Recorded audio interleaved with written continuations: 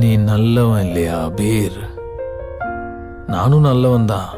என்ன நீ முதல்ல இருந்தே நல்லவன், நான் ரீசண்டாக நல்லவன். நான் இவ இருந்த வரைக்கும் நான் நல்லவன் எனக்கு ஞாபகம் இருந்துச்சு, இல்லைன்னா மறந்து போயிடுது. நல்லவன் கெட்டவன், கெட்டவன் நல்லவன், ரொம்ப ப்ரெஷரா இருக்குதுப்பா எனக்கு. அந்த ப்ரெஷரை திருப்பி கொடுத்துட்டு போலான்னு வந்தேன், அவ்வளோதான்.